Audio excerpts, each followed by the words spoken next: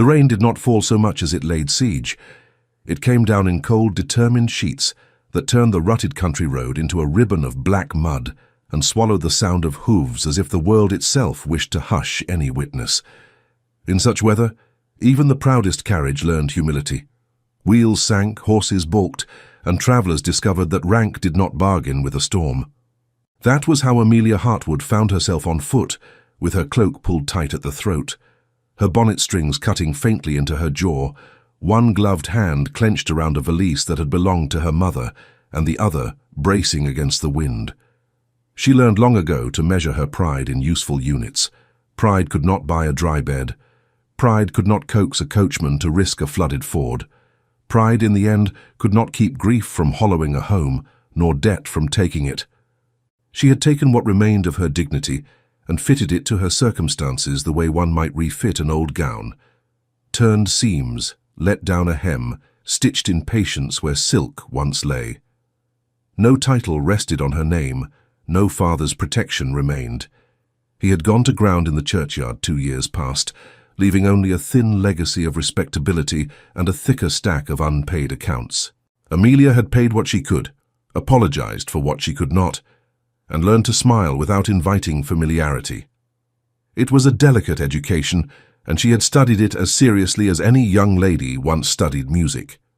She had not intended to be on this road at all.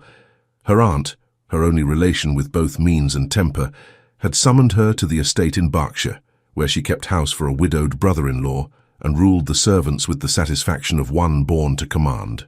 The letter, written in an impatient hand, had promised a situation for Amelia, as though one might be found like a dropped glove. It had also included a warning: arrive before the week's end, or do not trouble to arrive at all. Amelia, who had learned that even unkind shelter was still shelter, had obeyed, but the coach from London had been stopped by rising water and a driver unwilling to drown his team. They had let passengers down near the last village and told them to make their own arrangements. Some had found rooms. Some had sent for private conveyances. Amelia had spent what she could spare on a single night beneath a thatched-in roof, then set out again when the rain eased, only to have it return with renewed vigour before noon. Now dusk pressed close, and the countryside had become a blur of hedgerow and wet fields. Her boots were ruined. Her fingers ached. Her valise grew heavier with each step, as though it took on water and sorrow both. She nearly walked past the lane. It was no more than a break in the hedge, a narrow track leading away from the main road toward a stand of trees. Only when lightning tore the sky and revealed a low stone wall beyond did she see it, a small structure at the far end, squat and sturdy, its roof slanting like a shoulder turned against the storm. A keeper's cottage, perhaps, or a hunting lodge. Whatever it was, it promised 4 walls and a door. She hesitated. In the last 2 years, hesitation had become a habit. The world had taught her that a woman alone must account for every threshold she crossed. Yet the alternative was the open road and the dark. She adjusted her bonnet, lifted her chin, and made for the lane. By the time she reached the door, she could no longer feel the tips of her ears. Her glove had torn at the thumb, and rain had found the gap, stinging the skin beneath. She rapped once, then again, then pressed her forehead briefly against the wood as if gathering strength from it. No answer. She tried the latch. It yielded under her hand. The door opened into a narrow entry, and then a larger room beyond, dim but unmistakably occupied. A fire burned low in a stone hearth. The scent of wet wool and wood smoke mingled, and somewhere in the back of the cottage a kettle began to sing in a faint, hopeful way. A man stood near the hearth with his back half turned, his coat draped over a chair as though he had only just arrived himself. He turned at the sound of the door. For an instant, the storm's roar filled the silence between them. The man's face came into view in the firelight, sharp-boned with an aristocrat's clean lines, though the rain had loosened his hair and darkened it into a disordered sweep at his temples. His eyes, a cool grey that might have belonged to sea stone, narrowed in appraisal, then widened, less with surprise at her presence than with a kind of quick, practiced calculation. Amelia felt the familiar tightening at the base of her throat. A lone gentleman in a cottage in a storm. Impropriety had teeth. "I beg your pardon," she said, and forced steadiness into her voice. I believed this house unoccupied. The door was not latched. It wasn't, he said. His voice carried that particular restraint that came from being used to being listened to. You are soaked through. I am, she agreed, because there was no sense denying what her dripping cloak made plain. If you would permit me a moment by the fire, I will trouble you no longer than necessary. The road is impassable.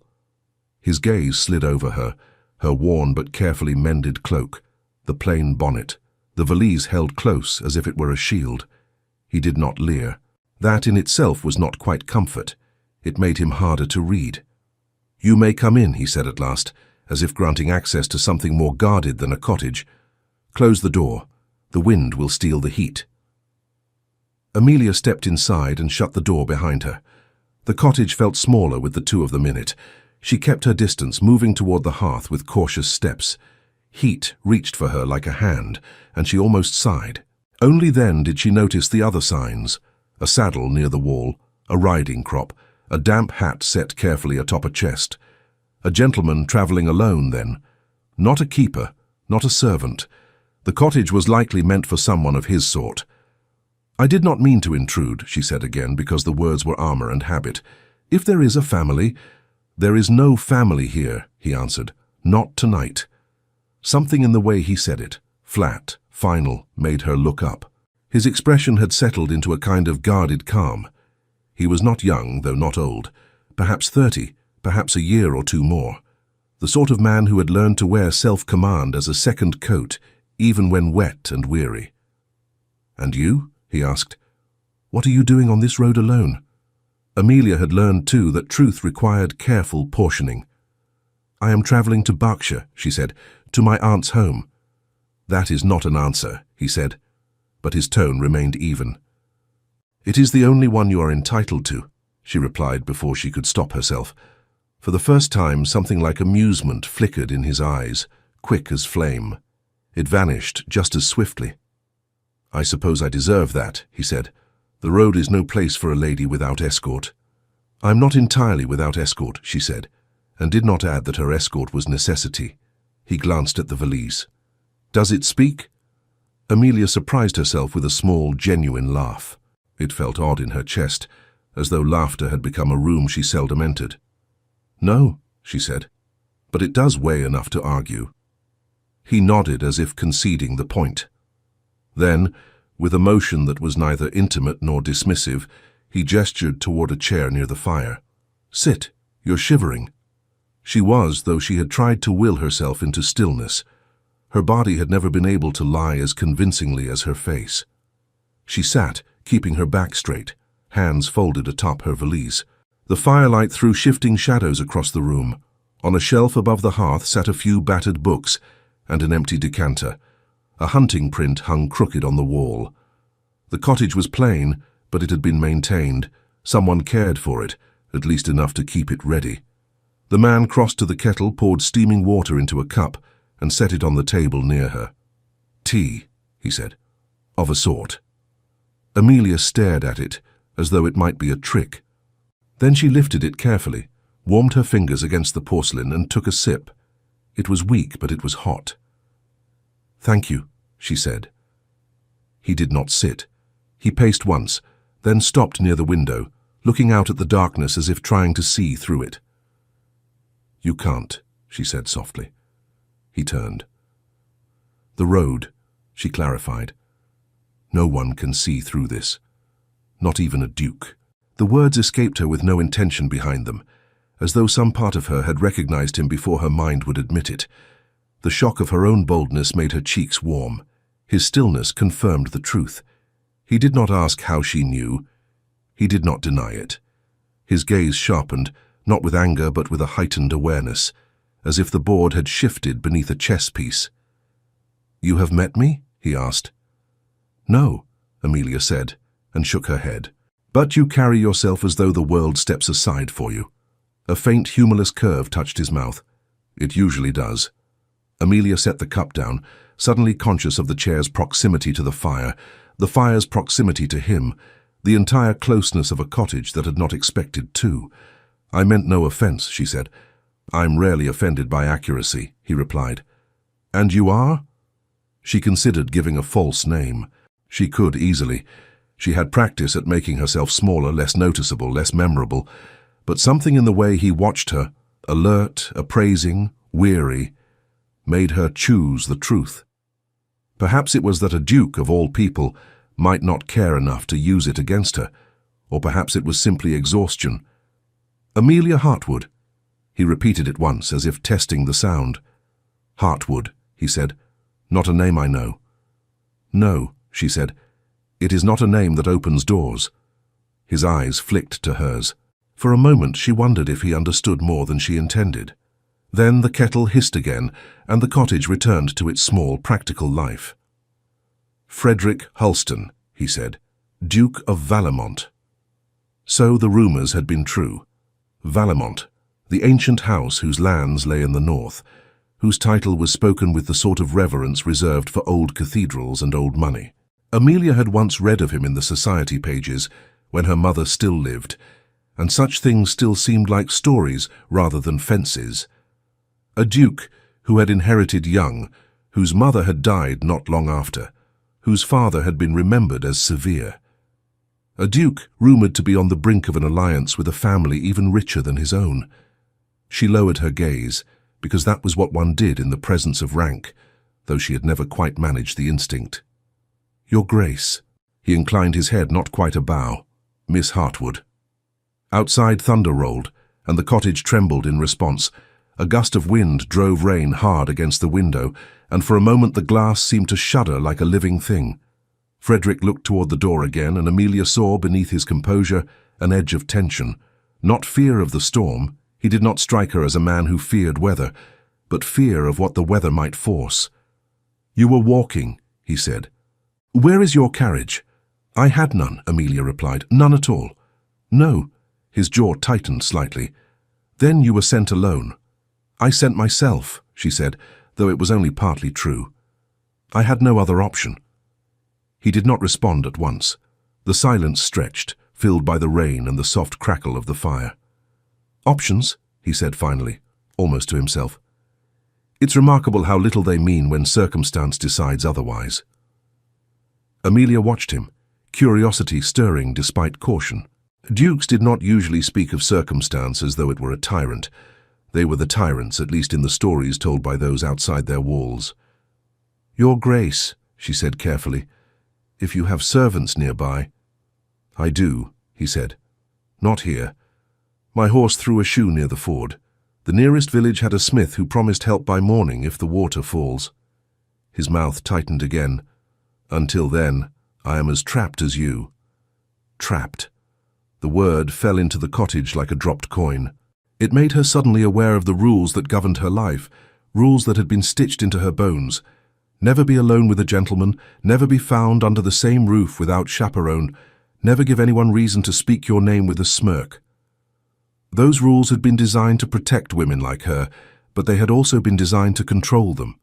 And in the end, rules did not keep rain from falling. She rose, unable to sit with the knowledge pressing against her. Then I should go, she said. It is not proper for a duke to share shelter with a woman, he asked, and his tone held a faint, bitter edge. Or for a woman to share shelter with a duke. Amelia stiffened. For an unmarried woman to spend the night in the same cottage as an unmarried man, he studied her. You intend to go back into the storm. I intend to preserve what little reputation I have, she answered, and heard how bleak it sounded. Frederick's gaze moved over her again, this time taking in the tremor in her hands, the water dripping from her hem, the pallor around her mouth that spoke of fatigue. You won't make it to the village before dark, he said. I made it here. By luck, he replied, and stubbornness. She felt irritation spark, familiar, unwelcome, but real. And you would have me do what, Your Grace? Sit by your fire and pretend it is all perfectly acceptable? He turned away, as if the argument cost him effort.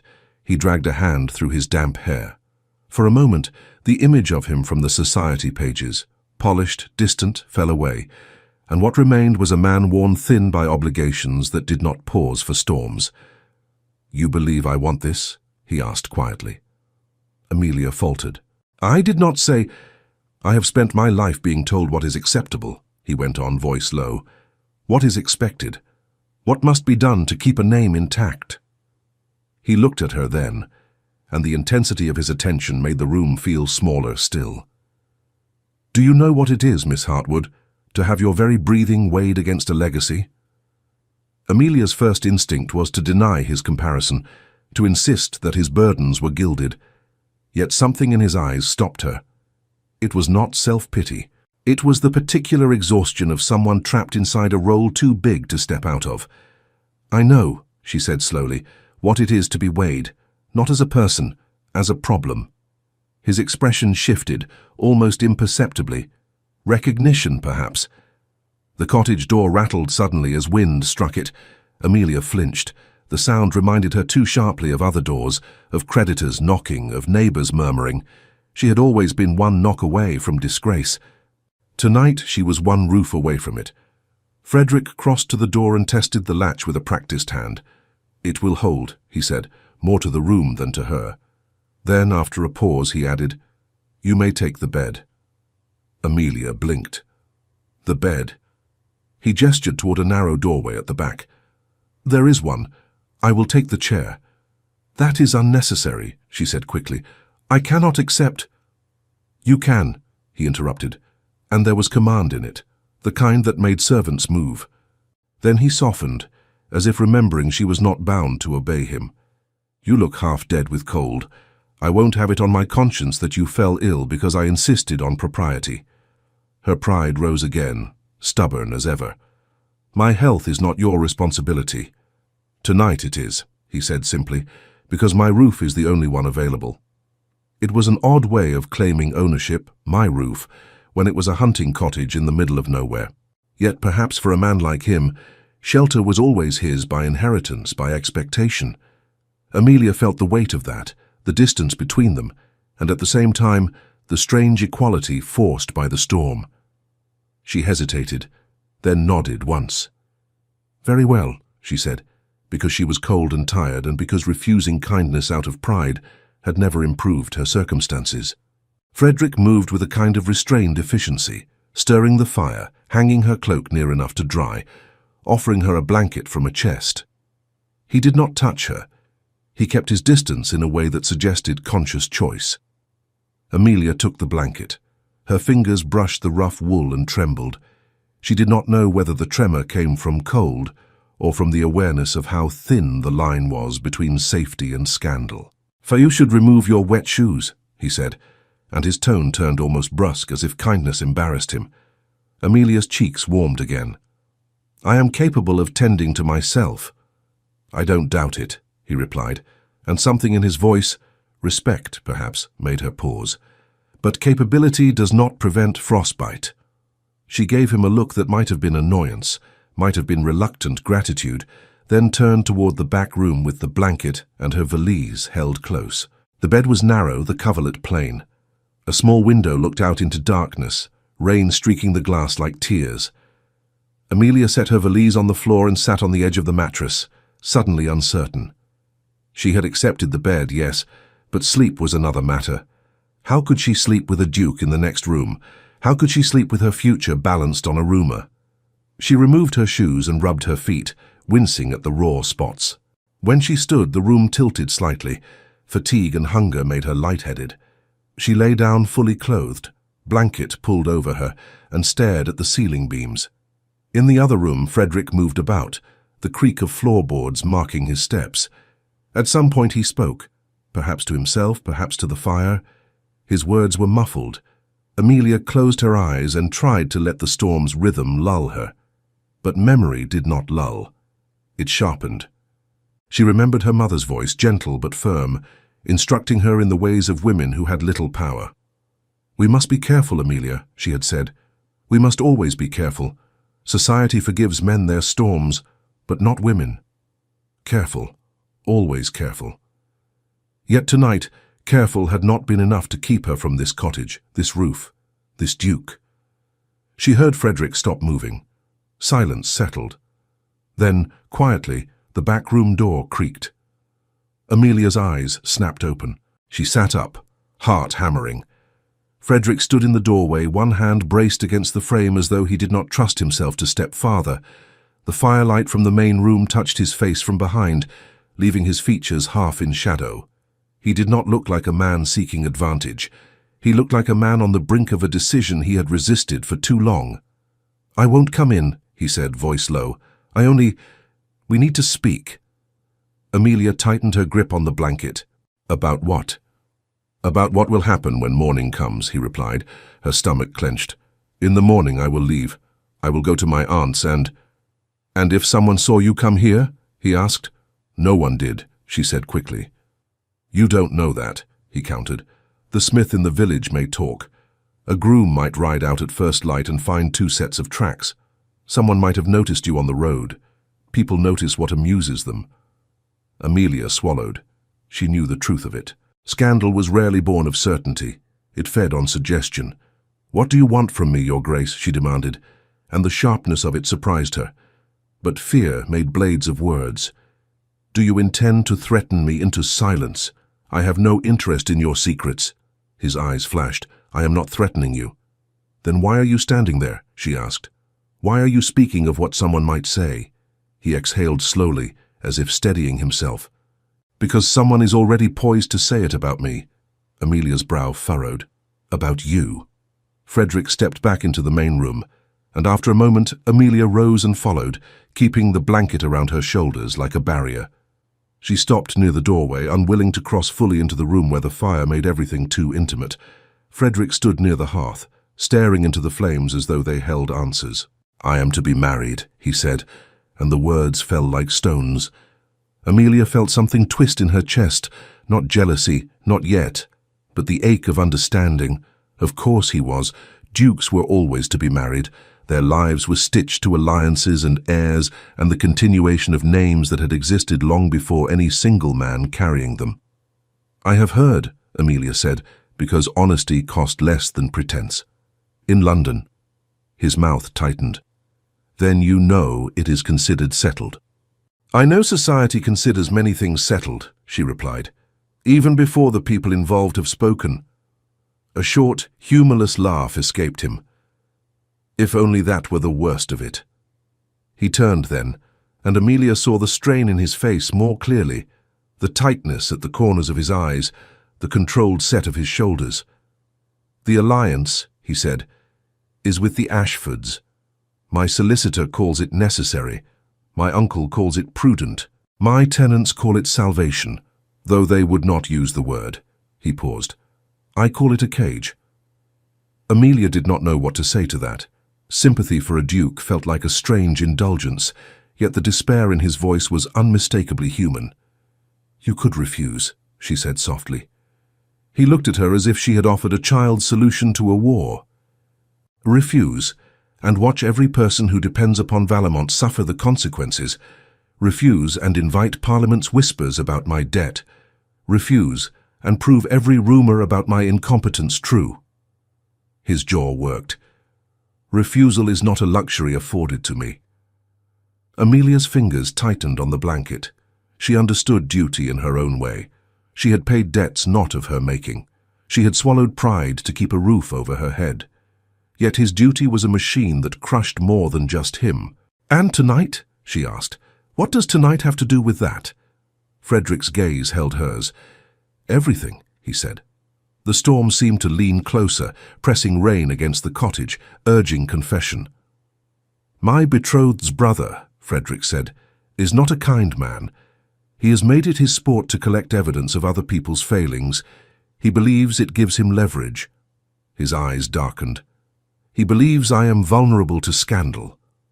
Amelia's throat tightened. "And you are?" Frederick did not answer immediately.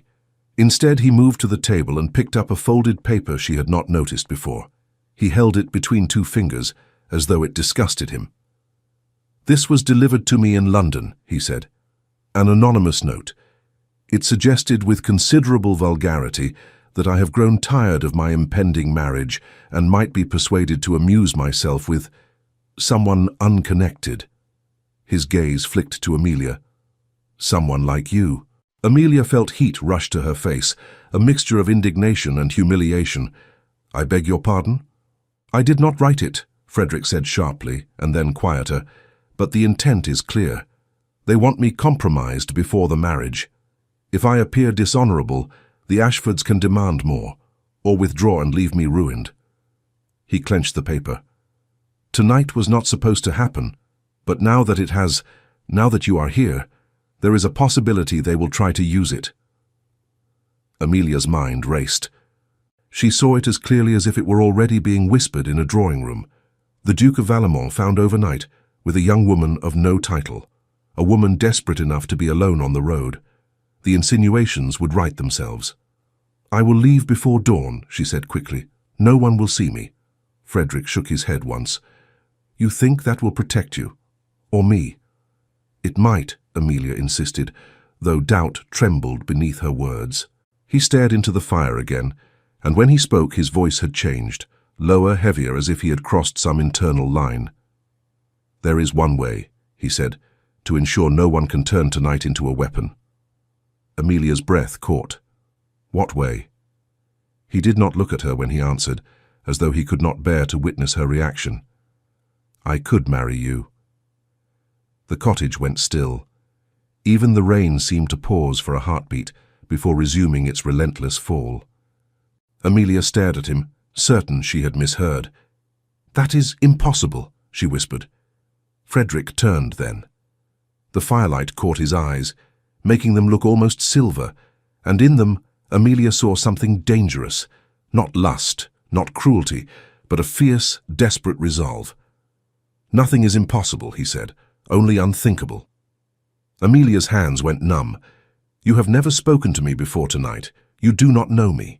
I know enough, he replied, and there was a strange intensity in his tone as if he had been forced into clarity. I know you are alone. I know you have pride, and that you are not easily cowed. I know you would rather freeze on the road than be thought indecent. That tells me more about your character than a season of introductions.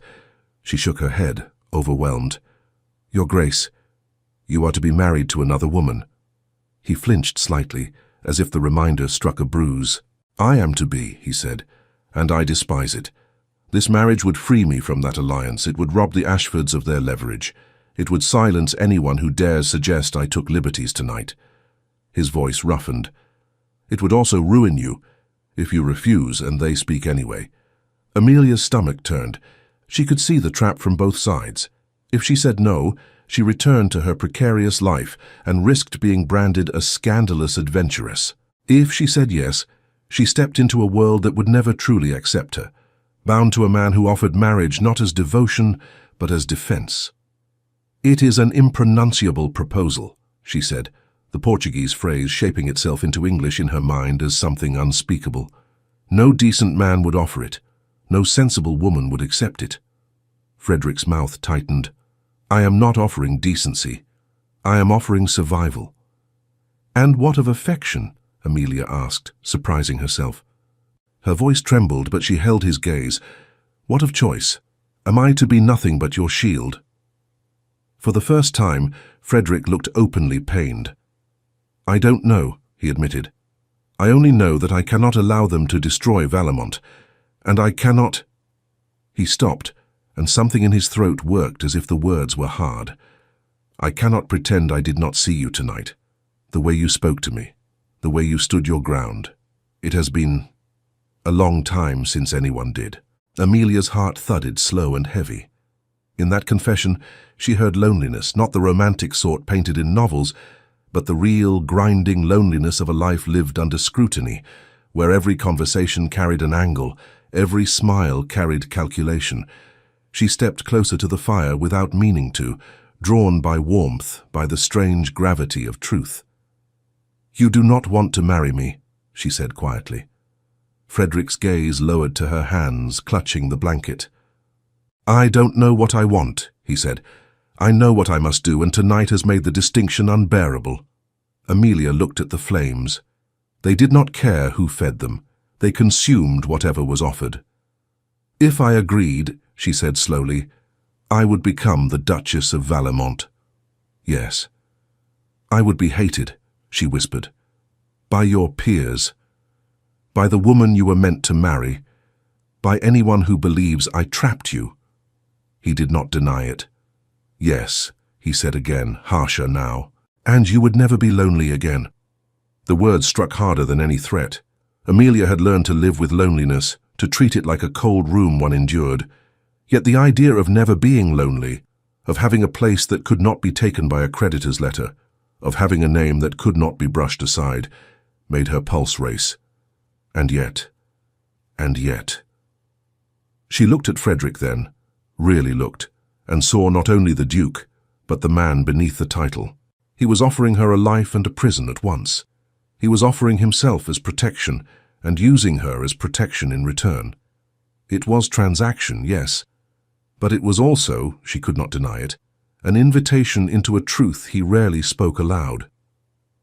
"How would it be done?" she asked, and heard the faint shift in her own voice, as though the question carried her across a threshold she could not uncross. Frederick's eyes sharpened. "There is a chapel on the Valemont estate, a clergyman in my employ. If we reach the village by morning, I can send word. We could be married quietly within days." "Quietly?" Amelia repeated, though she knew nothing involving a duke was ever truly quiet. "It would become public soon enough," he said, "but by then it would be done." Amelia's thoughts tangled. She imagined her aunt's face, pinched with outrage, then bright with sudden ambition. She imagined the whispers of neighbors who had once offered condolences and now would offer envy. She imagined stepping into a ballroom and feeling eyes rake over her like knives. She imagined, too, a lifetime spent beside a man who might never truly want her, who might always see her as the storm's solution. "You are asking me," she said, "to risk my honor." Frederick's gaze held hers. "I am asking you," he corrected, "to decide what your honor is worth to a society that will never value you properly." The words should have angered her. Instead, they landed with the weight of truth. Society had never valued her properly. It had valued her only in relation to men, first as a daughter, then as a potential wife, then as a poor relation sent from one house to another. Amelia had been respectable, yes, but respectability had not saved her from hunger or cold, and Frederick, for all his rank, sounded as trapped as she was, only by different chains. Outside, thunder cracked so sharply the cottage seemed to shudder. The fire flared. For a moment, light filled every corner, revealing them both as they truly were, two people stranded, stripped of the usual distance between their worlds, forced to reckon with what they might become to each other. Amelia breathed in, slowly. She could smell smoke, damp wool, and something faintly sharp from Frederick's coat, leather and rain. "May I ask you something?" she said. "Yes." "If you marry me," she said, "will you resent me?" Frederick's expression tightened. He looked away as if the question struck too close. Then he returned his gaze to hers with a steadiness that felt like the first truly honest thing between them. "I would resent the world that left us no gentler option," he said. "But you." He paused. "I don't think I am capable of resenting you. Not when you look at me as if I am merely a man." Amelia's throat tightened. She did not trust herself to speak at once. "And you," he added, voice lower, "would you hate me?" Amelia's hands trembled slightly. "I would be afraid," she admitted, "and perhaps angry, but I have hated enough people in my life already. It has never fed me. It has never warmed me." She swallowed. "I don't think I could hate you if you were honest with me." Frederick stared at her. Something shifted in him, subtle but real, as if her words had reached a place in him, long denied nourishment. The fire popped, scattering sparks. Amelia flinched. Frederick moved instinctively, not toward her in a way that presumed intimacy, but in a way that offered protection without claiming ownership. He stopped himself before closing the distance fully, as if remembering the precariousness of every inch between them. His restraint was, strangely, the most intimate thing he had done all evening. "You should sleep," he said, voice rougher now.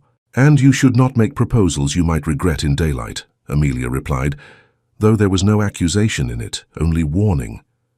Frederick's mouth tightened, but not in anger. "Daylight has never been kinder to me than night," he said. "At least the dark admits what it is." Amelia looked toward the back room. Sleep felt impossible, yet her body sagged with exhaustion.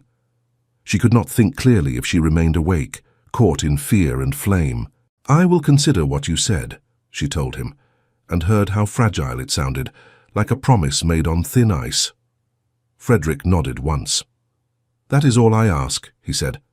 Then, after a pause that carried more weight than his title, he added, "Whatever you decide, I will see you safely to the village."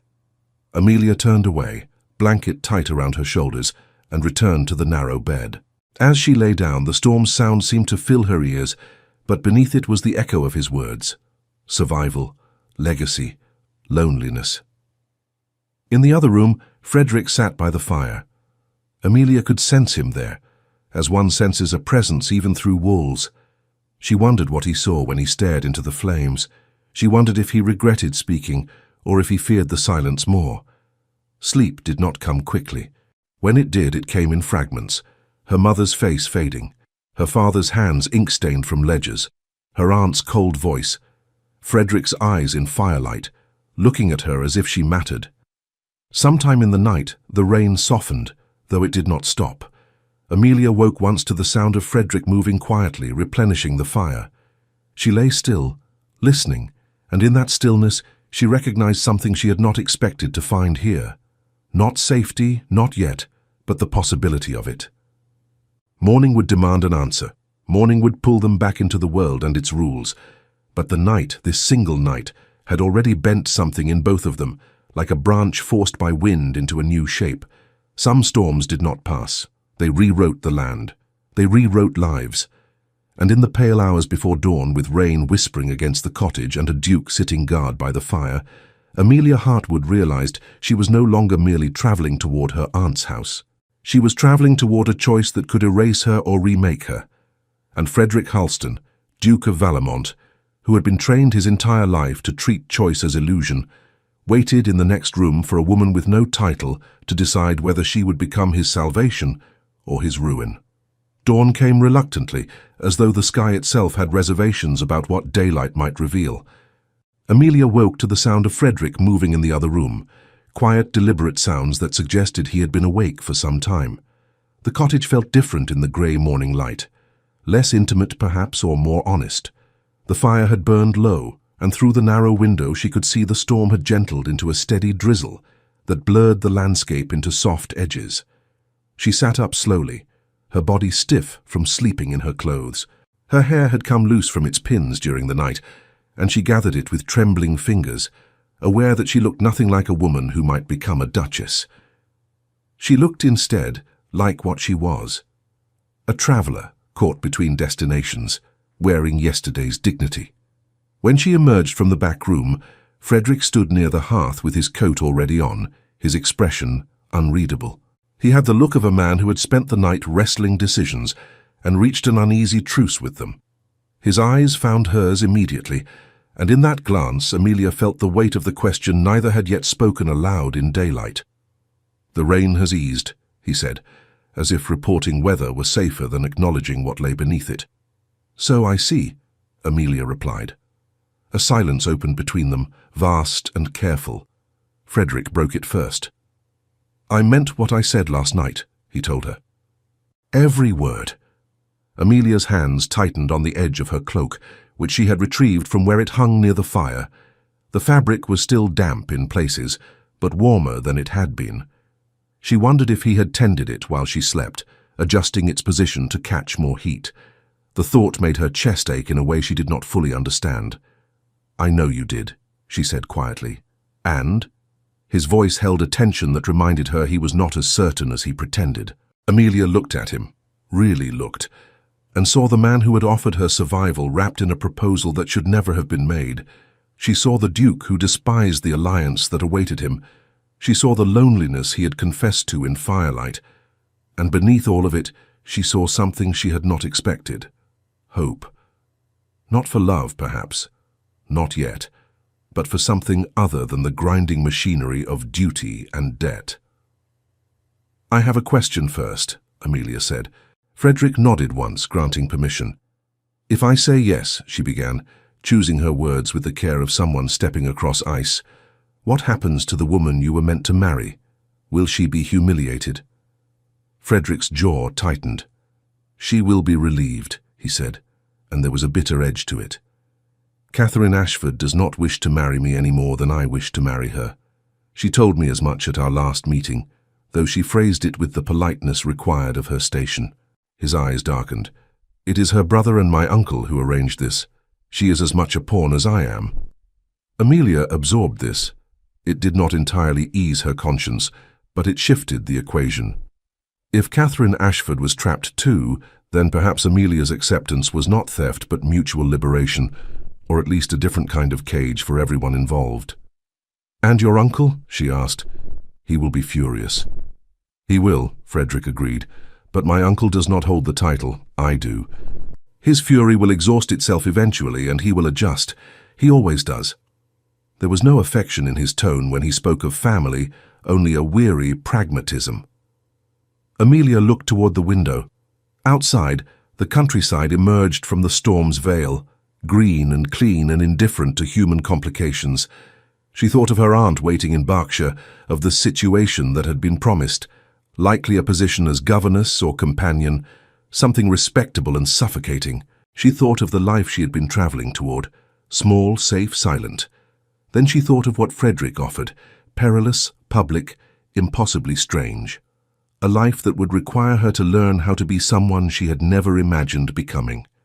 "If I say yes," she said slowly, "I want honesty between us. Not performance, not pretense for the sake of society. When we are alone, I want the truth." Frederick's gaze sharpened. "You have it." "And I want time," she continued, gaining strength from the firmness in her own voice. "I know this must be done quickly, but I will not be rushed into a role I don't understand. If I am to be your Duchess, I will learn it at my own pace." Something flickered in his expression, surprise, perhaps, or respect. "Agreed." Amelia drew a breath. Her heart hammered so hard she thought he must hear it. "Then I will marry you, Your Grace." The words fell into the cottage and changed its air. Frederick went very still, as though he had not fully believed she would say them. Then his shoulders shifted slightly, tension releasing in a way that made him look younger, less burdened. "Frederick," he said. Amelia blinked. "I beg your pardon." "My name," he clarified. "If we are to be married, you should use it, at least when we are alone." It was such a small thing, yet it felt monumental. Amelia tested the shape of it in her mind before speaking aloud. "Frederick." He inclined his head, and for the first time since she had met him, a faint, genuine smile touched his mouth. It was brief, gone almost before she could register it, but it altered his face entirely. He looked for an instant like a man who might still remember how to be happy. "We should leave soon," he said, practicality reasserting itself. "The village is 3 miles. If we reach it before midday, I can send word to Valemont and arrange for the chaplain." Amelia nodded, though her stomach twisted. 3 miles. A chaplain. A marriage that would bind her to a man she had known for less than 12 hours. It was madness. It was necessity. It was both. Frederick moved toward the door, then paused. "Amelia," he said, and the sound of her name in his voice was careful, as though he were learning it. "I will not make promises I cannot keep, but I will promise you this. I will not treat you as less than you are. Whatever else I fail at, I will not fail you in that." Amelia's throat tightened. She wanted to tell him she did not know what she was, that she had spent the last 2 years feeling like a fading sketch of her former self, but instead she said, "That is enough." It was not. But it was a start. They left the cottage together as the rain dwindled to mist. Frederick locked the door behind them with a key he produced from his coat, as if sealing away the night they had shared. Amelia walked beside him along the muddy lane, her valise lighter now that he insisted on carrying it, though she had protested. The road stretched ahead, no longer menacing, merely wet and endless. They did not speak much on the walk. Words felt unnecessary, or perhaps too dangerous. Instead, they moved in a shared rhythm, adjusting their pace to match each other's. When Amelia stumbled on a loose stone, Frederick's hand shot out to steady her elbow. then withdrew immediately as if the contact burned. She felt the absence of his touch more acutely than the touch itself. The village emerged from the mist like a sketch gaining detail. It was small, the sort of place where everyone knew everyone else's business and strangers were noted before they reached the first house. Amelia saw curtains twitch as they passed. She kept her chin high and her expression neutral, though her pulse raced. Frederick led her directly to the inn, a tidy, whitewashed building with a painted sign that creaked in the breeze. He opened the door for her, and they stepped into a low-ceilinged room that smelled of bread and ale. A woman behind the counter looked up, her expression shifting rapidly from professional courtesy to sharp curiosity as she took in Frederick's bearing and Amelia's dishevelled state. "Your Grace," the woman said, dropping into a curtsy so quick it was almost reflexive. "We did not expect, that is, the weather—" "I require a private room," Frederick interrupted, his voice carrying the kind of authority that did not invite conversation. "And a boy to ride to Valemont with a message." The innkeeper's wife, Amelia assumed that was who she was, nodded rapidly. "Of course, Your Grace, at once."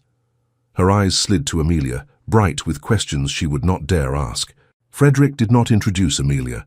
That omission was deliberate, Amelia realized. To name her now would only fuel speculation. Better to let the innkeeper wonder until the marriage made speculation irrelevant. They were shown to a small parlor upstairs where a fire had already been lit. The innkeeper's wife promised tea and withdrew, though Amelia could feel the woman's curiosity like a living thing pressing against the closed door. Frederick crossed to the desk and pulled out paper and ink. He wrote swiftly, his handwriting bold and certain.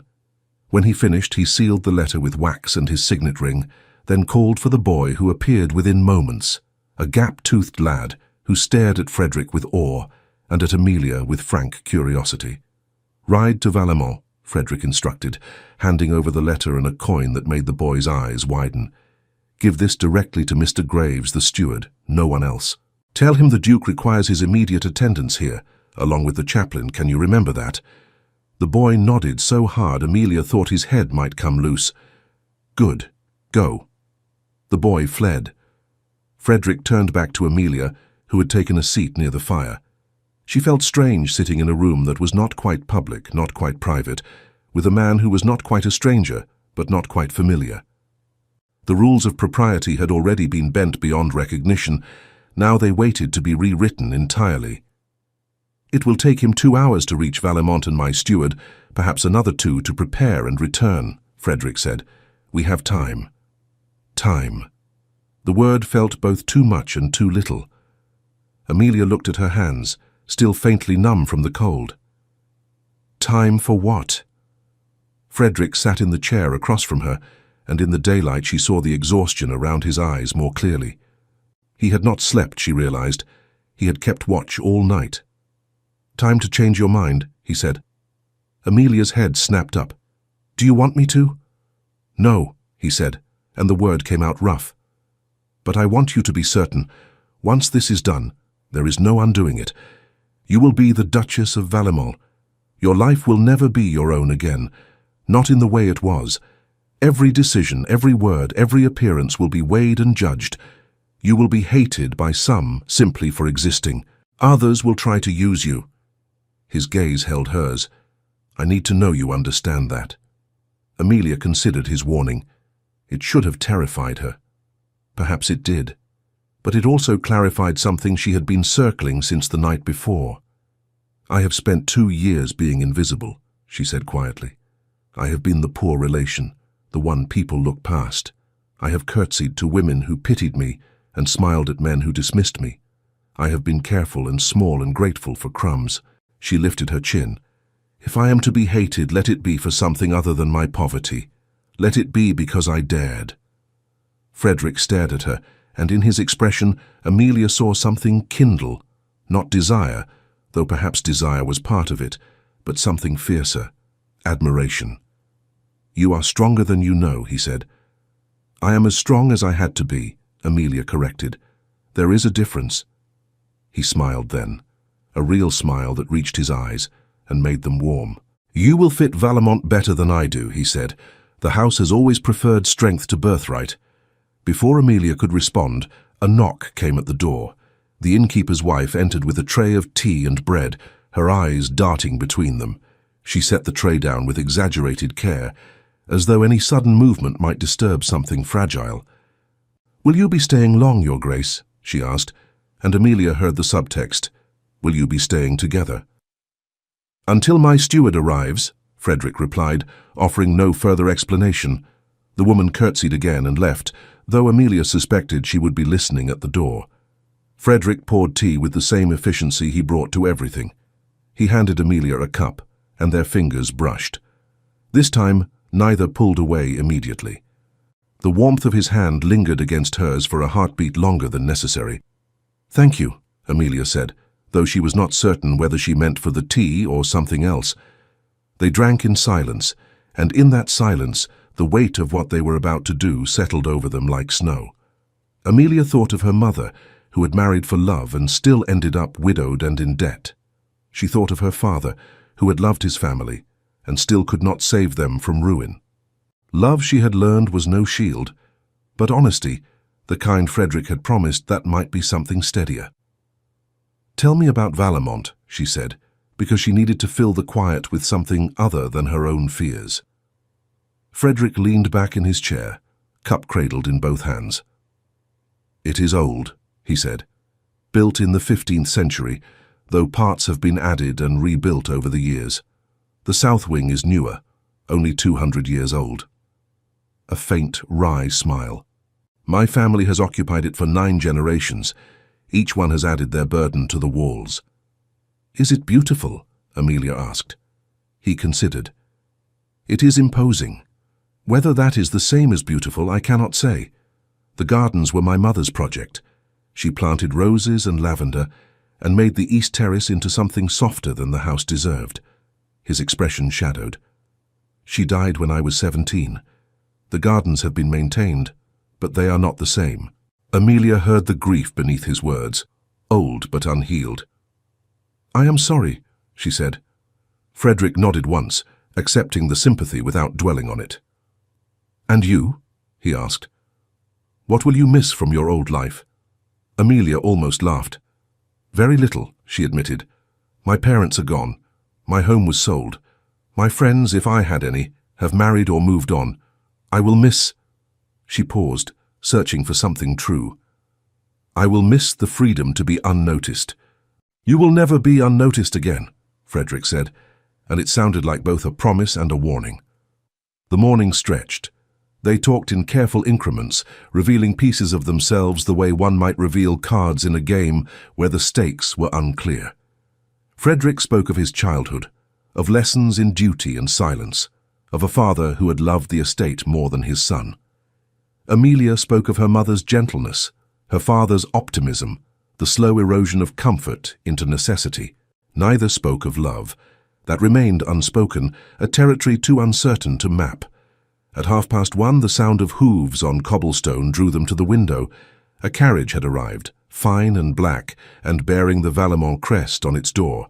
Behind it rode 2 men on horseback, one elderly and severe, the other younger, dressed in the sombre garb of a clergyman. Frederick exhaled slowly. "They're here." Amelia's hands went cold again. She watched as the men dismounted, as the innkeeper rushed out to greet them, as the entire village seemed to pause and take notice. This was it, the moment the decision became irrevocable.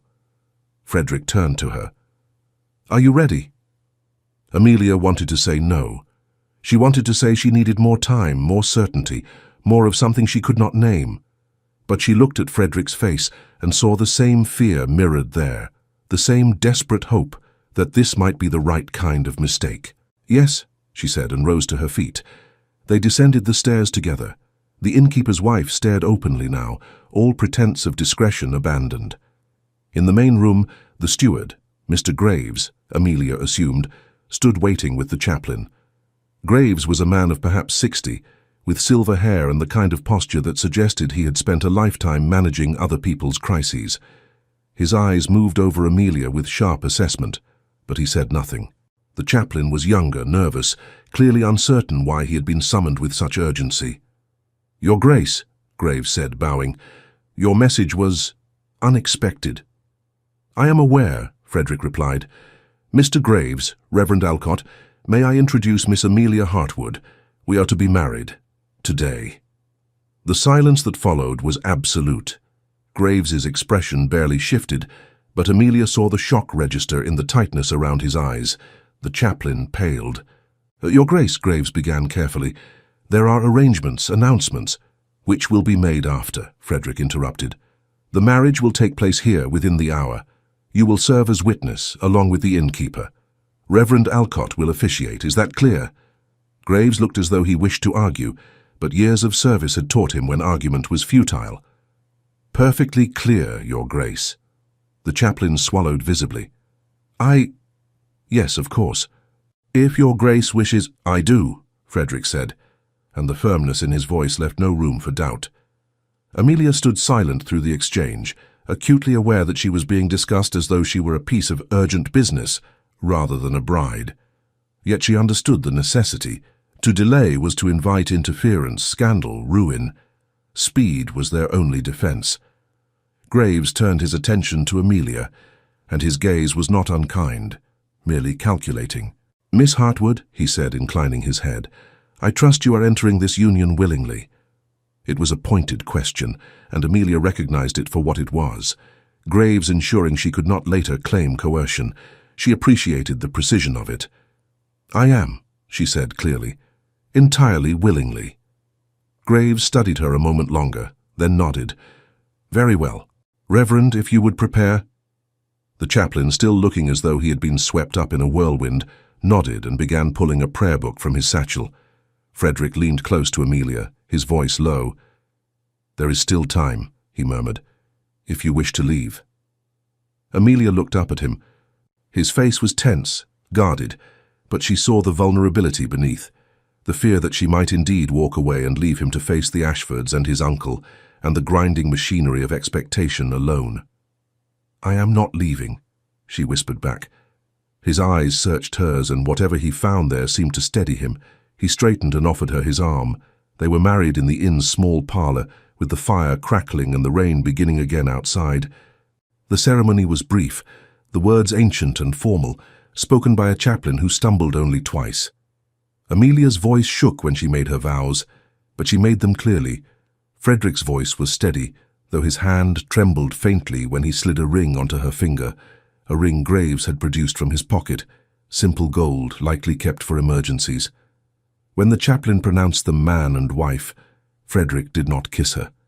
He simply took her hand and held it, his grip firm and warm. Amelia felt the reality of it settle over her like a cloak, heavy, strange, irrevocable. She was married, she was the Duchess of Valemont, and she did not yet know whether that meant she was saved or lost. Graves stepped forward immediately, all business. Your Grace, we should return to Valemont at once. There will be questions, preparations. Your uncle. My uncle can wait, Frederick said, though there was resignation in it. He looked at Amelia. We will travel together. The carriage will be more comfortable than the road. Amelia nodded mutely. She had not ridden in a carriage of such quality in years. The thought of it felt surreal, like stepping into a dream someone else was having. The innkeeper was paid handsomely for his discretion, though Amelia knew discretion would last only as long as it took for gossip to reach the next village. The chaplain was sent back with a letter for the parish register. Graves supervised everything with brisk efficiency, his expression revealing nothing of what he thought about his master's sudden, inexplicable marriage. Within the hour, Amelia found herself seated in the Valemont carriage across from Frederick, with Graves riding alongside. The interior was lined with velvet the colour of deep wine, and the seats were so soft she nearly sank into them. Her valise, her one remaining possession from her old life, sat beside her like a shabby guest at a grand table.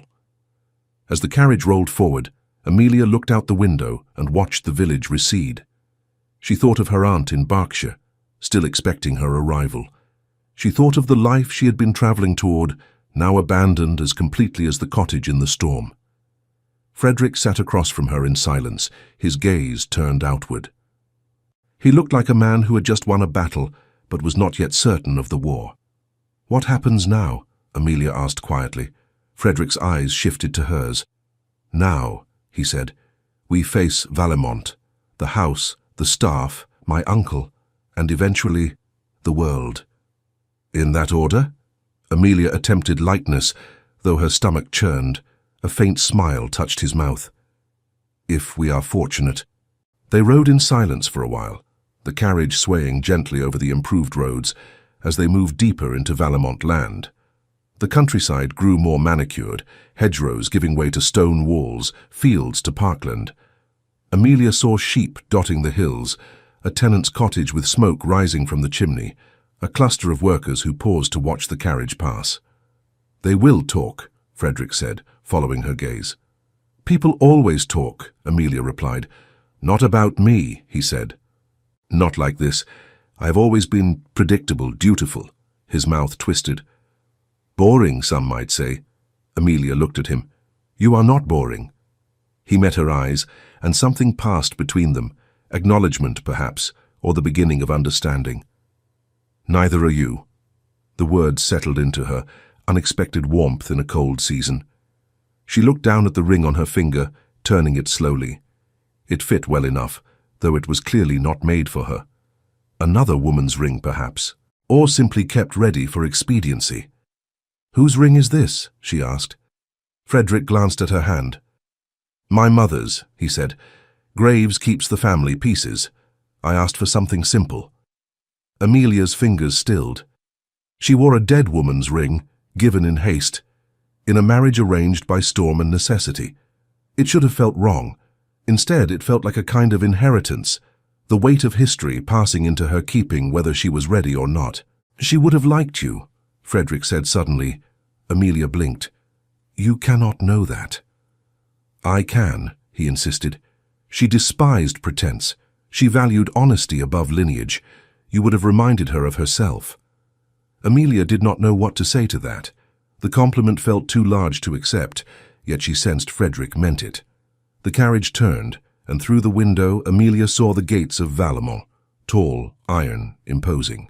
Beyond them stretched a long drive lined with ancient oaks, their branches forming a canopy that filtered the afternoon light into patterns of shadow and gold.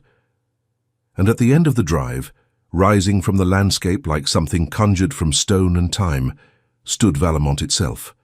Frederick had called it imposing. That was an understatement.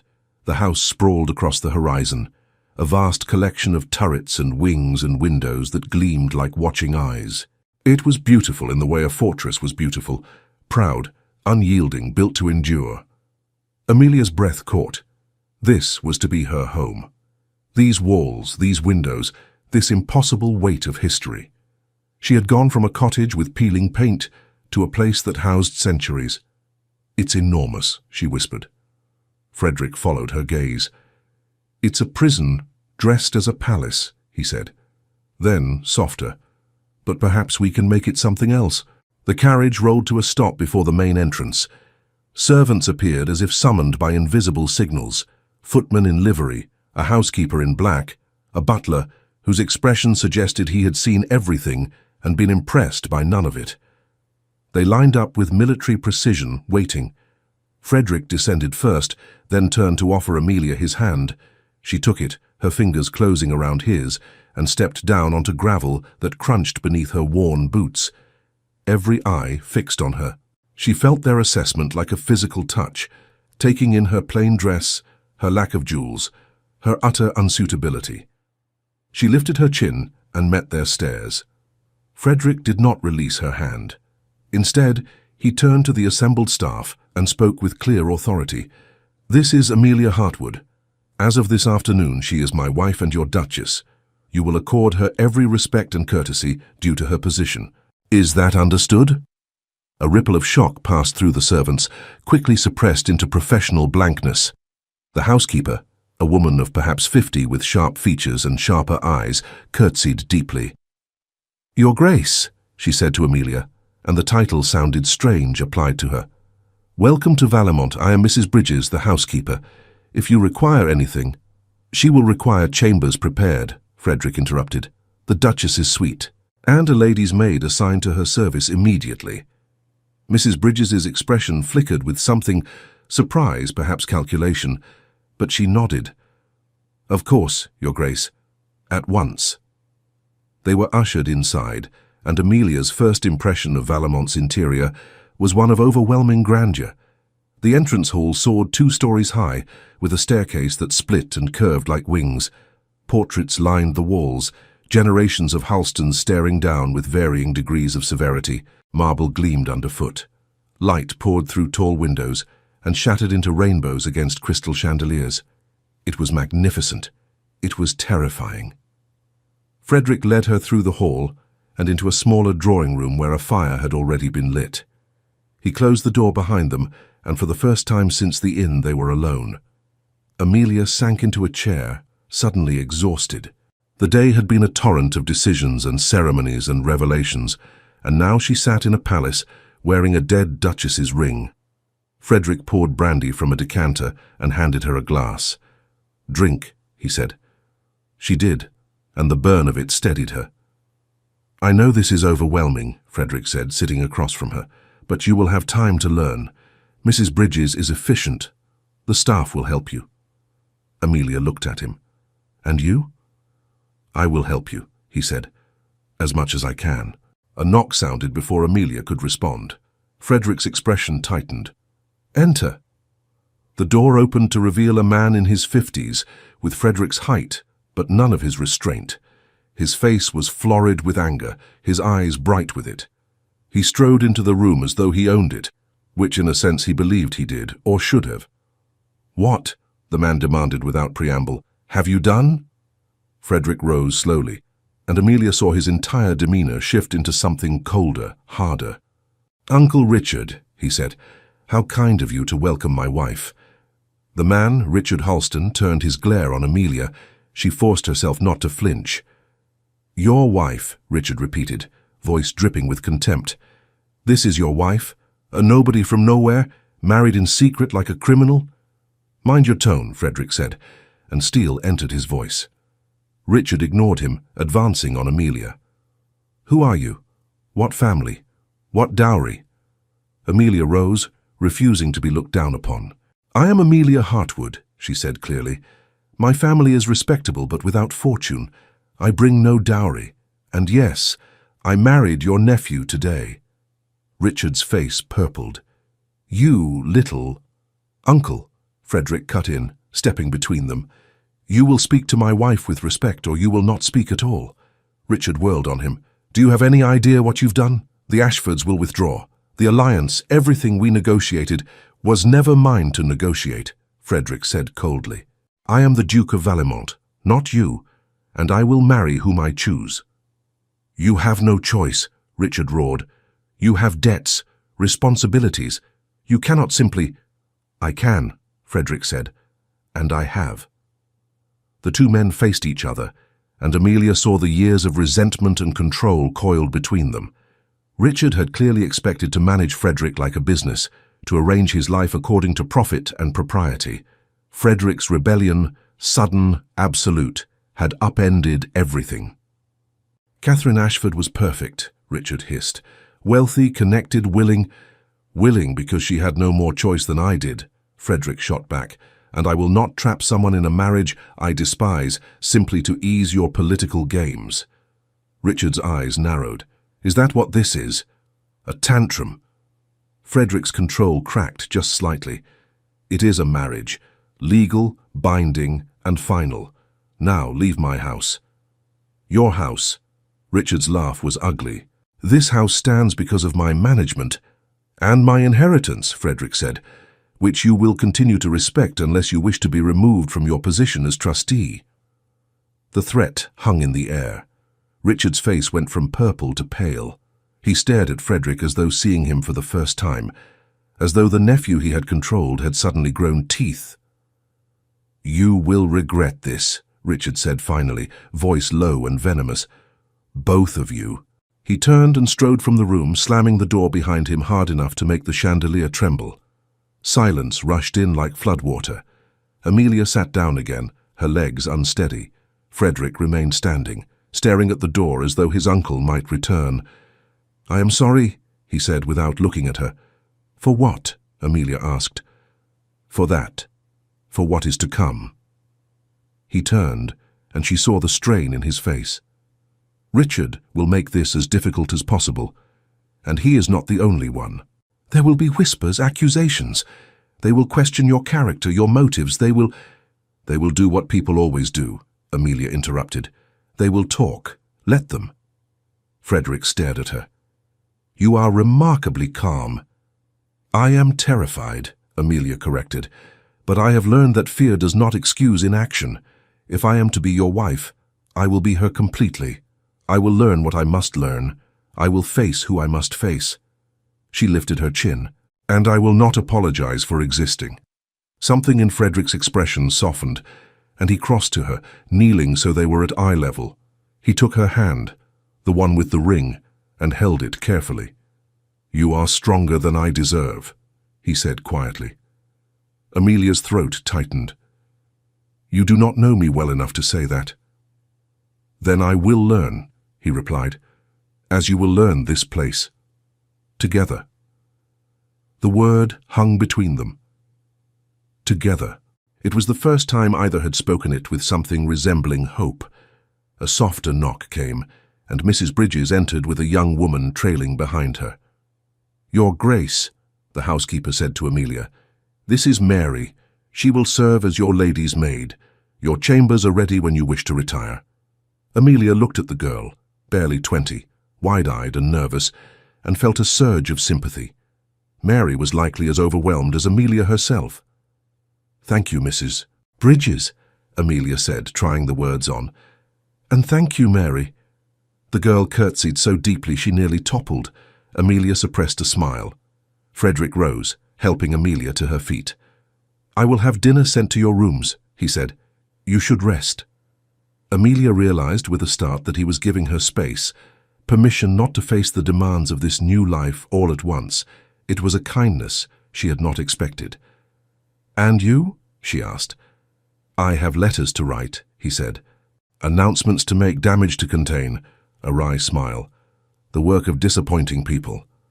Amelia followed Mary through corridors that seemed to stretch endlessly, past more portraits and tapestries and rooms whose purposes she could only guess. Finally, they reached a suite of chambers that took her breath away. The bedroom alone was larger than the entire cottage where she and Frederick had sheltered. The bed was canopied in silk, the furniture gleamed, and through tall windows she could see the gardens Frederick had mentioned, his mother's roses, now in their winter sleep. Mary helped her out of her travel-stained dress and into a robe she found in the wardrobe. Soft, clean, impossibly luxurious.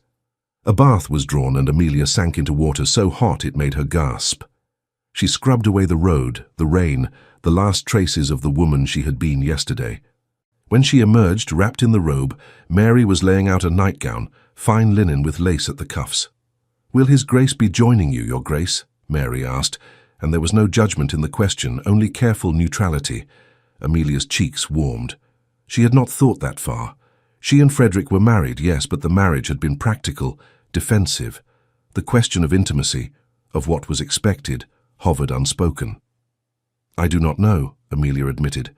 Mary nodded as though this were a perfectly reasonable answer, and finished arranging the room. She curtsied once more and left Amelia alone. Amelia sat by the window, looking out at the darkening gardens. Somewhere in this vast house, Frederick was writing letters that would announce their marriage to a world that would not understand it. Somewhere, his uncle was plotting revenge. Somewhere, Catherine Ashford was receiving news that would free her from an unwanted alliance. And here in this room, Amelia Hartwood, now Amelia Holston, Duchess of Valemont, tried to comprehend the enormity of what she had done. She thought of the storm, of the cottage, of the moment Frederick had made his impossible proposal. She had said yes to survive, but survival was only the beginning.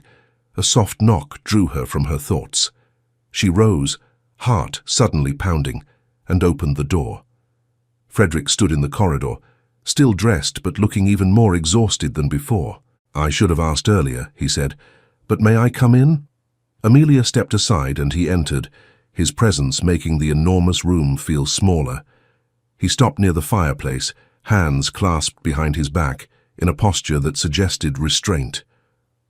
"I wanted to ensure you are settled," he said. "I am," Amelia replied. "The room is beautiful."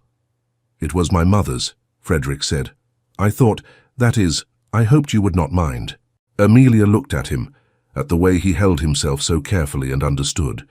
He was giving her his mother's rooms, his mother's ring. He was offering her a place in Valamont's history, even as he had upended that history entirely. "I don't mind," she said softly. Frederick nodded, then seemed to hesitate. "There is one thing," he said. "About tonight." Amelia's pulse quickened.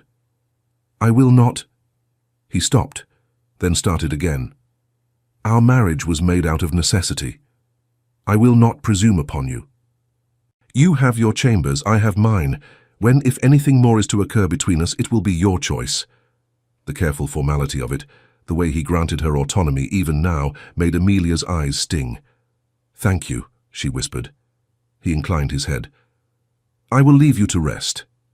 If you need anything, the bell pull will summon Mary."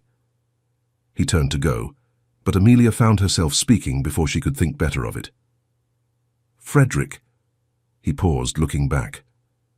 "I know this is not what you wanted," she said, "but I am grateful for your honesty, for—" She gestured helplessly at the room, at everything, "for not making me feel like a mistake." Frederick's expression transformed. He crossed the room in 3 strides and took her hands in his. "You are not a mistake," he said fiercely. "You may be the only thing I have chosen correctly in years." Then, before she could respond, he lifted her hand and pressed his lips to her knuckles. Not a seduction, but something gentler. An acknowledgement. A promise. He released her and left without another word. Amelia stood alone in her new chambers, her hand still warm from his touch, and understood that this marriage, born of storms and necessity and impossible proposals, had already become something neither of them had anticipated, something that might, against all odds, become real. The first week at Valamont passed in a blur of instruction and observation. Amelia woke each morning in her mother-in-law's chambers, still startled by the vastness of the bed, the quality of the linens, the quiet efficiency with which Mary appeared to draw curtains and lay out clothing Amelia had never owned. The wardrobe had been filled overnight, dresses in muted colours, day gowns and evening gowns, all cut for a duchess, though none quite fit her perfectly yet. Mrs. Bridges had summoned a seamstress from the village, who measured Amelia with swift precision and promised alterations within days. Amelia learned the house in increments. The east wing, where Frederick's private study overlooked the parkland, the portrait gallery where 9 generations of Holstons watched her pass with painted eyes, the library, 3 stories of books bound in leather, smelling of dust and memory, the conservatory where his mother's touch still lingered in the arrangement of potted palms, and the stone bench positioned to catch morning light. She learned the rhythms too. Breakfast served at 8. Household accounts reviewed with Mrs. Bridges each Tuesday.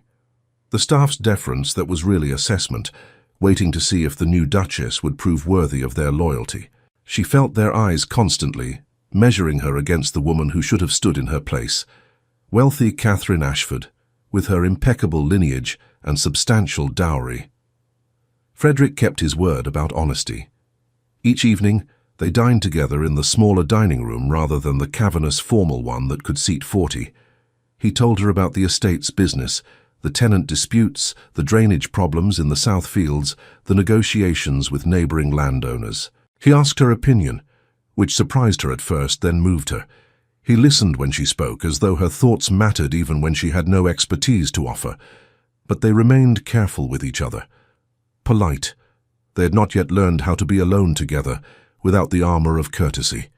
On the 8th day the letter arrived.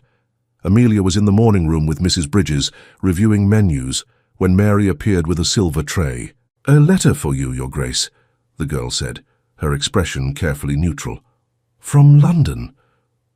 Amelia recognized the heavy paper, the elegant script.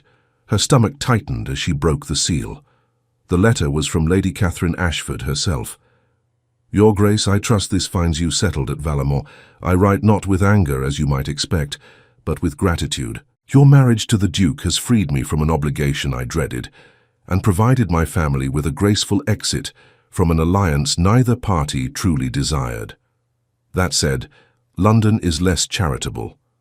My brother speaks of your union with considerable venom, and he is not alone. The rumors have begun, some suggest impropriety, others outright scandal.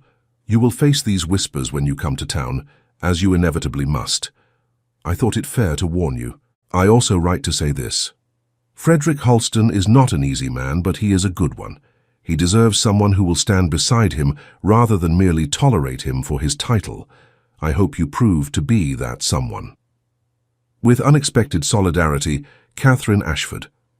Amelia read the letter twice, then set it down with trembling hands. Mrs. Bridges had discreetly withdrawn, leaving her alone with Mary, who hovered uncertainly. "Shall I fetch his grace, your grace?" Mary asked softly. Amelia nodded, not trusting her voice. Frederick arrived within minutes, still in his riding clothes, his hair wind-tangled. He must have come directly from the stables. His eyes went to her face first, reading her distress before she spoke. "What has happened?" he asked. Amelia handed him the letter. She watched his expression harden as he read, particularly at the mention of Catherine's brother and London's rumours. When he finished, he set the letter aside and looked at her with something like resignation. "I had hoped we would have more time," he said, "but it seems the world will not grant it." "More time for what?" Amelia asked. "To prepare you, to build your confidence, to make you unassailable before we face them." Amelia stood, needing movement to contain the anxiety rising in her chest. "I will never be unassailable to them," she said. "I am not what they expected. I am not what they wanted. No amount of preparation will change that." Frederick crossed to her, and for the first time he reached out to touch her, his hand settling on her shoulder, warm and steady. "Then we do not try to make you what they expect," he said. "We make them accept you as you are." "How?" The word came out sharper than intended. "By going to London," Frederick said, "together, and showing them a united front." Amelia's pulse quickened. "When?" "Within the week. There is a ball, the Devonshire Ball. It is the event of the season. If we attend, if we face them there, the worst of the speculation will exhaust itself in a single night." Amelia thought of ballrooms filled with people who would dissect her every gesture, every word. She thought of Catherine's brother with his venom and her Uncle Richard with his anger and all the faceless masses who would judge her for daring to marry above her station. "And if I fail?" she whispered. Frederick's hand tightened on her shoulder. "You won't. You cannot know that." "I know you," he said, and the conviction in his voice startled her. "I have watched you this week. You learn quickly. You do not flinch from difficulty. You treat the staff with respect, and they are beginning to respect you in return. Mrs. Bridges told me yesterday that you have a natural authority." His mouth curved faintly. High praise from her. Amelia looked up at him. They stood closer than they had since the cottage, close enough that she could see the silver threads in his grey eyes, the faint scar along his jaw, close enough to feel the heat of him. "I am afraid," she admitted. "So am I," Frederick said. "But we will be afraid together." The word again, together. It was becoming a promise they built piece by piece. Amelia drew a breath and nodded. "Then we go to London." Frederick's expression shifted. Relief, perhaps, or something deeper. His hand slid from her shoulder, but he did not step away immediately. For a moment they stood in shared silence, and Amelia felt the strange intimacy of it, the way crisis was teaching them to lean on each other. "There is one more thing," Frederick said quietly. "Before we face London, there is something I should give you." He reached into his coat and withdrew a small velvet box. Amelia's breath caught as he opened it, revealing a necklace, sapphires set in silver, antique and exquisite. The stones caught the morning light and held it. "It was my mother's," Frederick said. "She wore it on formal occasions. I thought, if you are willing, you might wear it to the ball." Amelia stared at the necklace. It was not just jewelry, it was legacy, lineage, the weight of Vallemont's history made tangible. To wear it was to claim her place not just as Frederick's wife, but as part of the family's continuum. "Are you certain?" she asked. Frederick's gaze held hers. "I have never been more certain of anything." He lifted the necklace from the box and stepped behind her. Amelia felt his fingers brush the nape of her neck as he fastened the clasp, gentle and careful. The sapphires settled against her collarbone, cool and heavy. She reached up to touch them, and Frederick's hands steadied hers, his fingers warm over her trembling ones. "You look like a duchess," he said softly, so close his breath stirred her hair. Amelia turned and found herself nearly in his arms. The air between them changed, thickened with possibility. She saw him register it too, the way his eyes darkened, the way his jaw tightened. But he did not move closer. He was keeping his promise, letting her choose. Amelia made the choice. She rose onto her toes and kissed him. It was brief, uncertain, more question than answer.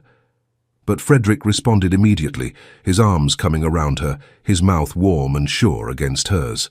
The kiss deepened, shifting from tentative to certain, and Amelia felt something unlock in her chest. Not passion alone, though passion was part of it, but recognition. This was her husband, this man who had offered her shelter and honesty and his mother's jewels.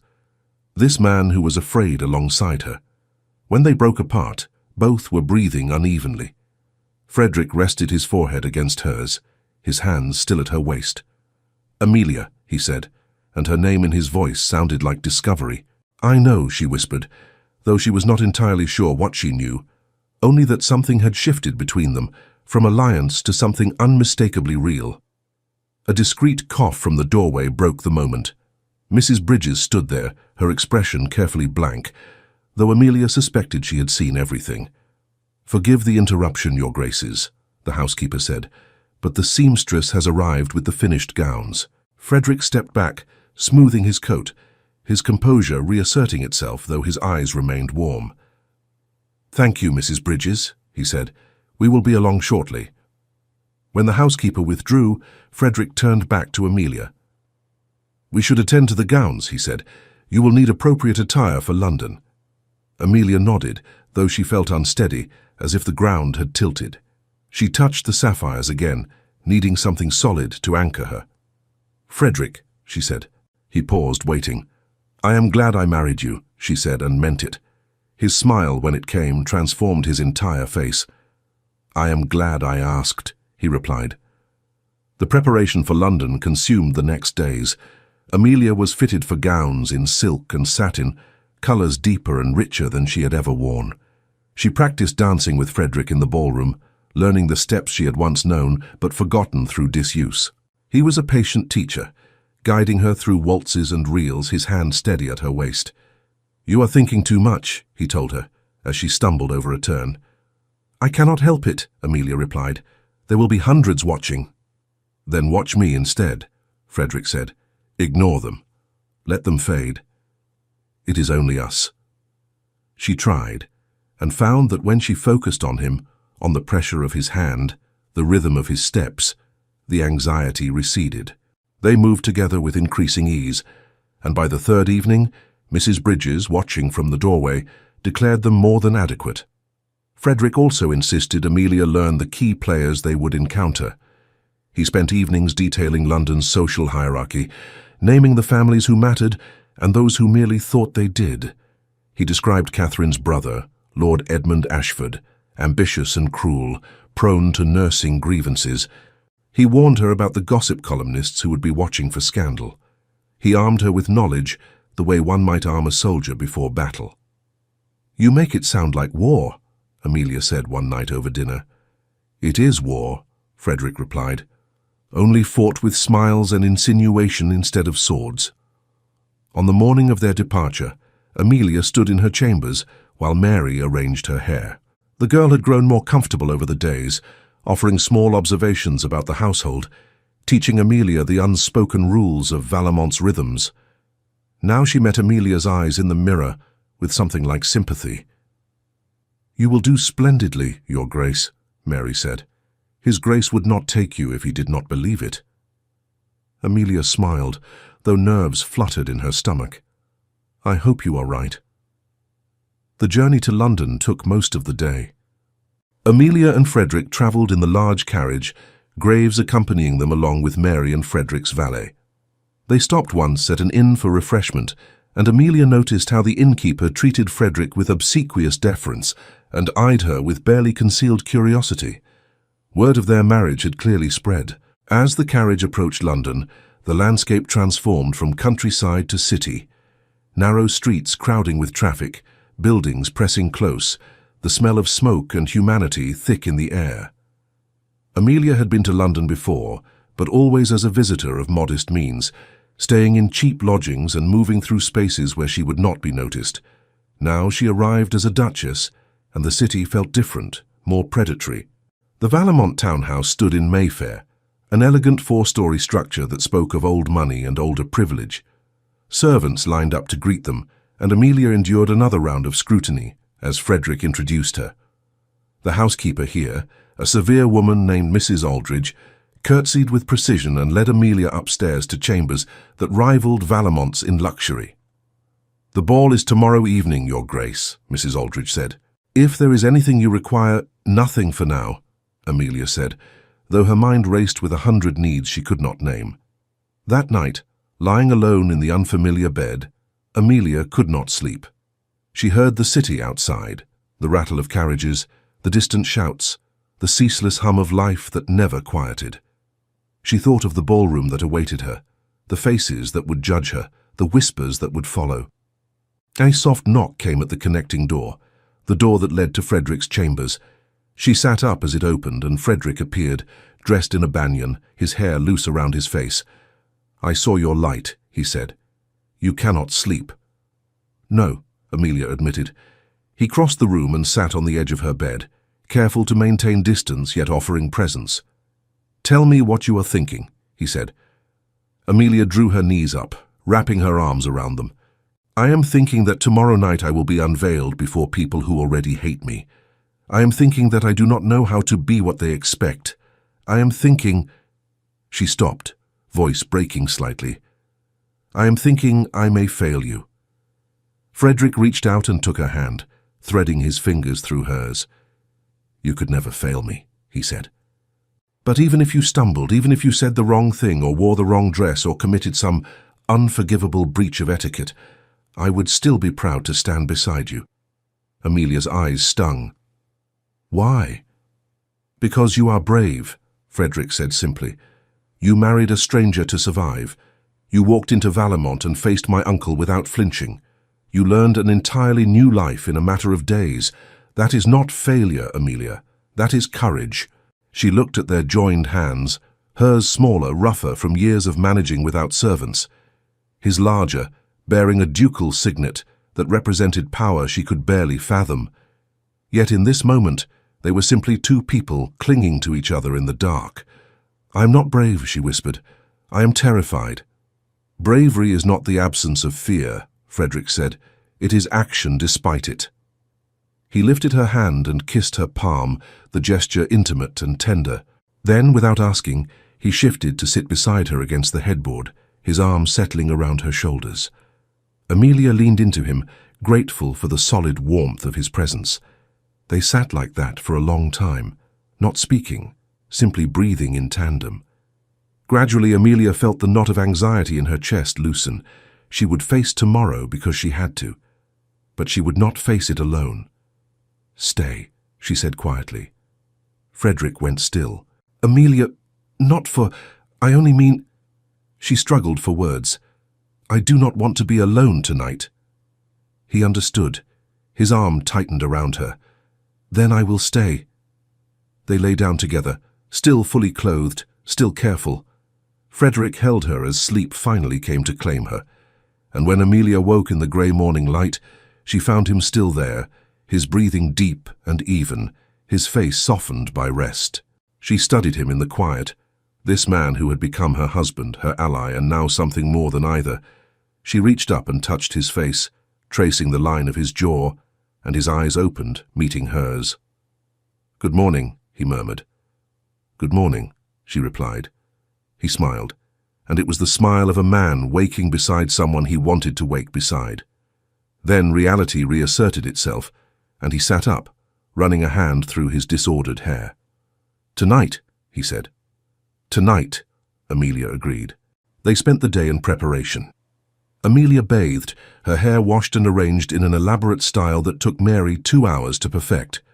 The gown chosen for the evening was midnight blue silk that brought out the sapphires Frederick had given her. When she looked in the mirror, she barely recognized herself. The woman reflected there looked like someone who belonged in a ballroom, someone who might be a duchess. But beneath the silk and jewels, she was still Amelia Hartwood, the girl who had walked alone in a storm, the woman who had said yes to an impossible proposal. Frederick came to escort her down, and when he saw her, he stopped in the doorway. "You are breathtaking," he said, and the reverence in his voice made her cheeks warm. "You do not look entirely terrible yourself," Amelia replied, and he laughed, a real laugh that eased the tension coiling in her stomach. The carriage ride to Devonshire House felt simultaneously endless and too brief. Frederick held her hand the entire way, his thumb tracing circles on her palm in a gesture that had become familiar over the past weeks. "Remember," he said as they approached, "you are my Duchess. You have every right to be there. Let them whisper. Let them judge. It changes nothing." Amelia nodded, though her heart hammered so hard she thought it might escape her chest. They descended from the carriage and joined the queue of guests ascending the grand staircase. Around them, Amelia felt eyes turning, whispers rippling. She kept her chin high, her hand steady on Frederick's arm. They reached the receiving line where the Duke and Duchess of Devonshire greeted guests. The Duchess, a formidable woman known for her influence, took in Amelia with one shrewd glance. "Your Graces," she said, and Amelia heard the weight behind the plural. "How delightful. We have heard such interesting things about your recent nuptials." "I trust you believe only the most scandalous," Frederick replied smoothly. "We should hate to disappoint." The Duchess's mouth twitched, almost imperceptibly. "Indeed. Welcome, Duchess Vallemont. I look forward to furthering our acquaintance." It was acceptance, however grudging.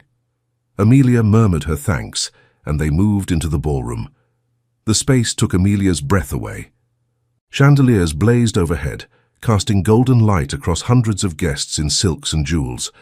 Music played, a waltz that seemed to rise and fall like breathing, and everywhere, eyes turned toward them.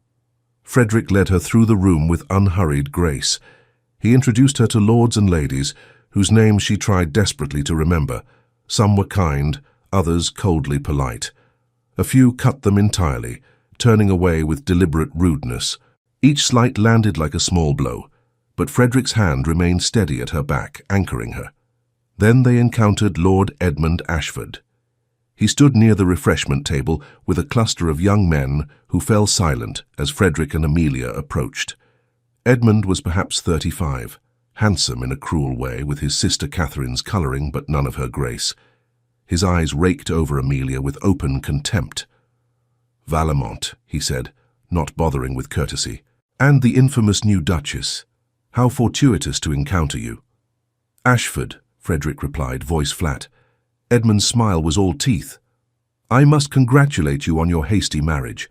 My sister sends her regards, by the way. She is remarkably sanguine about being cast aside for a woman of no breeding and less fortune." Amelia felt heat rise to her cheeks, but Frederick's voice cut across Edmund's before she could speak. "Your sister," Frederick said coldly, "has more grace and intelligence than you will ever possess. She understands what you clearly do not, that I will not be dictated to by small men with large ambitions." Edmund's face darkened. "Mind your words, Vallemont. You may be a duke, but you are not above consequence." "Neither are you," Frederick replied, "and if you speak of my wife with such disrespect again, you will discover exactly what consequences a duke can bring to bear." The threat hung in the air, sharp and undeniable. Around them, guests had begun to notice the confrontation, a hush spreading through nearby conversations. Edmund saw it too, saw that he was being publicly challenged and could either retreat or escalate. He chose retreat, though his expression promised future retribution. "Enjoy your evening," he said, each word dripping venom, and turned away. Frederick's jaw remained tight, but he guided Amelia away smoothly. "I apologize," he said quietly. "That was unpleasant. You defended me, Amelia said, still processing what had happened. Of course I did, Frederick replied, as if it were the most natural thing. You are my wife. The music shifted to a waltz, and Frederick turned to her. Dance with me, he said. Let them see us together. Amelia let him lead her onto the dance floor. As they began to move, she became acutely aware of the eyes watching, hundreds of them, assessing, judging, gossiping. But Frederick's hand was warm at her waist, his guidance sure, and gradually the faces blurred into background. Look at me, he murmured, echoing his words from their practice sessions at Valemont. Amelia did. She met his eyes and found steadiness there, a quiet certainty that she was beginning to trust. They are still staring, she said. Let them, Frederick replied. They will tire of it eventually. Scandal is only interesting until the next one arrives. They turned through the waltz, and Amelia felt something shift in her, a subtle letting go of the fear that had gripped her since London. She would never be what these people expected. She would be judged, whispered about, perhaps even hated by some. But she was dancing with her husband in a ballroom filled with light, wearing his mother's sapphires, and she had survived the worst of their scrutiny. When the waltz ended, Frederick did not immediately release her. Instead, he looked at her with an expression she was learning to recognize, something tender beneath the aristocratic composure. You are magnificent, he said quietly. Before Amelia could respond, another voice interrupted. Your Grace? Might I have a word? They turned to find Lady Catherine Ashford standing nearby, elegant in pale green silk. Her expression was difficult to read, not hostile, but cautious. Frederick stiffened slightly, but Catherine addressed Amelia directly. I wondered if we might speak privately, Duchess Valemont, just for a moment. Amelia glanced at Frederick, who nodded almost imperceptibly. Of course, Amelia said. Catherine led her to a small alcove away from the crowds. For a moment they stood in silence, two women connected by a marriage that never happened and one that did. I wanted to tell you in person, Catherine said finally, that I am grateful. I know that sounds strange, but it is true. My brother is furious, yes, and he will make trouble where he can. But you freed me from a life I did not want. Amelia studied the other woman. Did you love him? She asked. Frederick? Catherine smiled faintly. I respected him. I pitied him in a way, trapped as I was trapped. But love? She shook her head. That was never part of our arrangement. Our marriage would have been a business transaction. Her eyes searched Amelia's face. But yours is different, I think. He looks at you as he never looked at me. Amelia's throat tightened. We barely know each other. And yet, Catherine said gently, you chose each other. That is more than most of us ever have. She reached out and squeezed Amelia's hand briefly, then returned to the ballroom, leaving Amelia alone with the weight of her words. When Amelia rejoined Frederick, he was waiting exactly where she had left him, as if he would not move until she returned. What did she say? He asked. That I freed her, Amelia replied, and that you look at me differently. Frederick's expression shifted. Do I? Do you? Amelia countered. He stepped closer, lowering his voice so only she could hear. Yes, he said, because you are different. You look back. The evening wore on. They danced twice more, conversed with guests who ranged from curious to cutting, and navigated the complex social currents with Frederick's expertise and Amelia's growing confidence. By midnight, exhaustion weighted her limbs, but she had survived. More than survived, she had claimed her place, however contested. As their carriage pulled away from Devonshire House, Frederick wrapped his coat around Amelia's shoulders against the night chill. She leaned against him, and he did not pull away. You were remarkable tonight, he said. I was terrified tonight, Amelia corrected. Both can be true, Frederick replied. They rode in comfortable silence until the townhouse came into view. As they prepared to descend, Frederick caught her hand. Amelia, he said, and something in his tone made her look up. I need to tell you something. Her heart quickened. What? He seemed to struggle for words, this man who was always so controlled. Finally, he said, this marriage began as necessity. Survival, as I called it. But somewhere between the cottage and tonight, it became something else for me. He lifted her hand, pressed it to his chest where she could feel his heart beating. "You became something else, not just my Duchess, not just my wife, but someone I—" He stopped, as if the words were too dangerous. Amelia understood. She felt it too. The shift from alliance to affection, from strategy to something that frightened her with its intensity. "I know," she whispered. "I feel it too." Frederick's eyes closed briefly, as if her admission released something he had been holding back. When he opened them again, the careful distance he maintained had vanished entirely. "May I kiss you?" he asked, though they were married, though they had kissed before. He was asking for permission, not as husband to wife, but as man to woman. "Yes," Amelia said. He kissed her in the carriage beneath the London stars, and it was nothing like their first tentative kiss at Valemont. This was hunger and certainty, recognition and promise. Amelia's hands came up to frame his face, and he pulled her closer, deepening the kiss until they were both breathless. When they broke apart, Frederick rested his forehead against hers. "Come to my chambers tonight," he said. "Not because you are afraid, not because you are lonely, but because you want to." Amelia's pulse raced. She understood what he was asking, not just for physical intimacy, though that was part of it, but for a true beginning to their marriage. For a choice made not from necessity, but from desire. "Yes," she said again, and felt the word reshape everything. They entered the townhouse separately, maintaining propriety before the servants. But an hour later, when Amelia knocked softly on the connecting door, Frederick opened it immediately as if he had been waiting. He wore only a shirt and trousers, his formality stripped away, and in the candlelight he looked younger, more vulnerable. Amelia stepped inside, and he closed the door behind her. "Are you certain?" he asked. "I am certain," Amelia replied, and went to him. What passed between them that night was private, sacred, the kind of intimacy that rewrote two lives into one shared story. Frederick was gentle, patient, attentive to every hesitation and every response. Amelia discovered that desire could coexist with tenderness, that passion did not require performance. They learned each other slowly, mapping unfamiliar territory with care. Afterward, they lay tangled together, Amelia's head on Frederick's chest, his fingers tracing lazy patterns on her shoulder. "I did not expect this," Frederick said quietly. "Any of it. The storm, the cottage, you." "Neither did I," Amelia replied. "I thought I was traveling to my aunt's house." Frederick laughed softly. "Instead, you became a duchess." "Instead, I became your wife," Amelia corrected, and felt him tighten his arms around her.